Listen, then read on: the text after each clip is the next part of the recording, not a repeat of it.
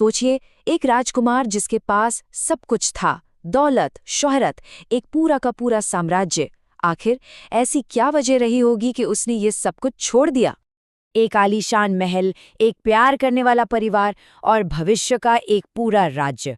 इन सबको एक झटके में त्याग देना, मतलब ये कोई छोटा मोटा फैसला तो बिल्कुल नहीं था। ये सब कुछ, ये इतना बड़ा त्याग सिर्फ और सिर्फ एक मकसद के लिए था। एक ऐसे सवाल का जवाब ढूंढना जिसने उन्हें इतिहास में हमेशा के लिए अमर कर दिया।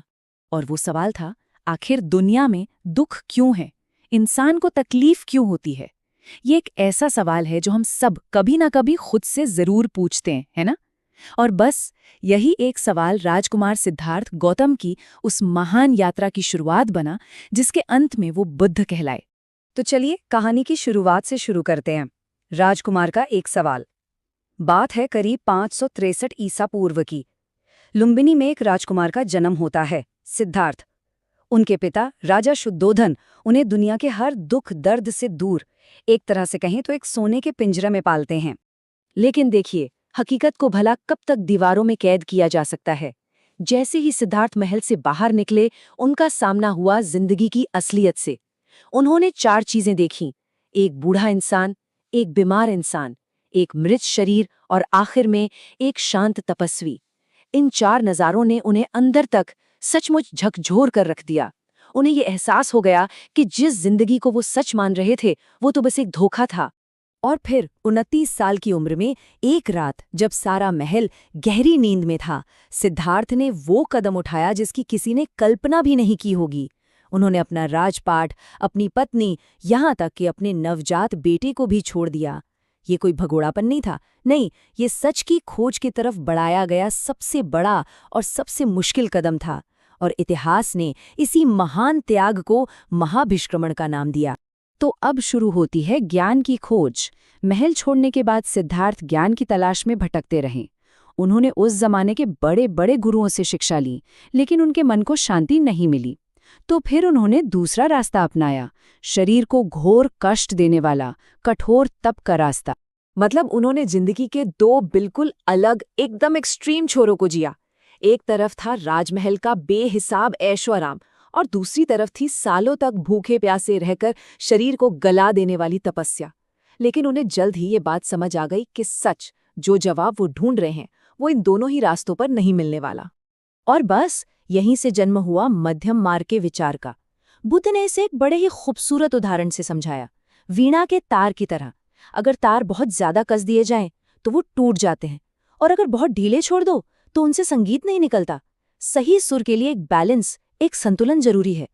कमाल की बात है ना, आज जिसे हम बैलेंस्ड लाइफ या माइंडफुलनेस कहते हैं, उसकी जड़ें कितनी गहरी हैं।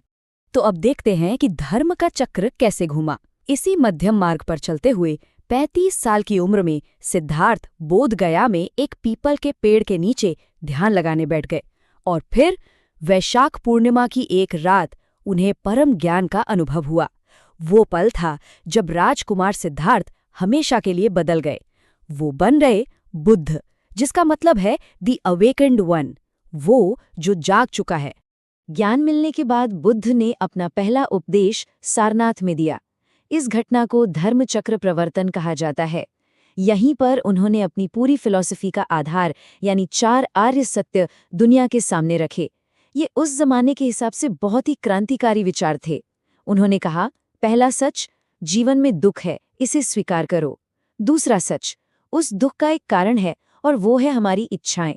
तीसरा सच, अच्छी बात यह है कि इस दुख को खत्म किया जा सकता है। और चौथा और सबसे अहम सच, उस दुख को खत्म करने का एक रास्ता भी मौजूद है। और दुख से मुक्ति का यही रास्ता कहलाता है अष्टांगिक मार्ग। ये कोई भारी भरकम फिलॉसफी नहीं, बल्कि जीने का एक प्रैक्टिकल तरीका है, एक गाइड है। इसमें सही नजरिए से लेकर सही इरादे, सही बोल, सही काम और सही ध्यान तक जिंदगी के 8 पहलुओं को शामिल किया गया है। तो अब बात करते हैं संघ की और उसकी विस्तार की। अपने पहले उपदेश के बाद बुद्ध ने संघ की स्थापना की। ये भिक्षुओं का एक ऐसा समुदाय था जिसका काम था उनके ज्ञान को लोगों तक पहुंचाना। और अगले 45 सालों तक बुद्ध खुद पैदल चलकर पूरे उत्तर भारत में घूमते रहे और करुणा और ज्ञान का संदेश फैलाते रहे। बुद्ध के महापरिनिर्वाण के बाद ये एक बड़ा सवाल था कि उनकी शिक्षाओं को कैसे सहेजा जाए। इसी के लिए समय समय पर बौद्ध परिषदें मतलब कि काउंसिल्स बुलाई गईं। पहली काउंसिल में उनकी सारी शिक्षाओं को एक जगह जमा किया गया। दूसरी में कुछ मतभेद सामने आए, लेकिन तीसरी काउंसिल वो बहुत अहम थी। इसे सम्राट अशोक ने करवाया था और यहीं से बौद्ध धर्म ने भारत की सीमाओं को लांघकर एक वर्ल्ड रिलीजन बनने का सफर शुरू किया। अब आते हैं शाखाओं और ग्रंथों पर। देखिए, ये तो जाहिर सी बात है कि जब कोई भी विचार दुनिया भर में फैलता है तो लोग उसकी अलग अलग तरह से व्याख्या करते हैं। बौद्ध धर्म के साथ भी बिल्कुल यही हुआ और समय के साथ इसकी कई शाखाएं बन गई। इनमें 3 सबसे प्रमुख हैं। पहली है हीनयान, जिसका मकसद है व्यक्तिगत निर्वाण यानी अपनी खुद की मुक्ति। फिर आती है महायान, जिसका लक्ष्य और भी बड़ा है, सिर्फ अपनी नहीं बल्कि दुनिया के हर जीव की मुक्ति। और तीसरी है वज्रयान, जो मंत्रों और तंत्र साधनाओं के जरिए ज्ञान तक तेजी से पहुंचने का रास्ता बताती है। बुद्ध की इन सारी शिक्षाओं को बड़े बड़े ग्रंथों में सहेज कर रखा गया। इनमें सबसे पुराना और मौलिक संग्रह है त्रिपिटक, जिसका मतलब है ज्ञान की 3 टोकरियां, जो पाली भाषा में है।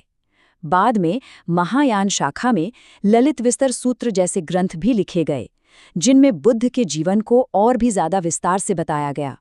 और अब कहानी में आता है एक मोड़, पतन और पुनर्जन्म। विडंबना देखिए, जिस धर्म का जन्म भारत में हुआ, एक वक्त ऐसा आया कि वो अपनी ही जन्मभूमि से लगभग गायब हो गया।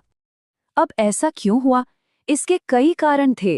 राजाओं का सपोर्ट कम हो गया, मठों में भ्रष्टाचार और विलासिता आ गई और दूसरे धार्मिक आंदोलनों का भी असर पड़ा।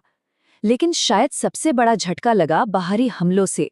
12वीं सदी के आखिर में जब बख्तियार खिलजी ने नालंदा जैसी वर्ल्ड फेमस यूनिवर्सिटी को जलाकर राख कर दिया, तो वो सिर्फ एक इमारत का अंत नहीं था, वो एक पूरे युग का अंत था।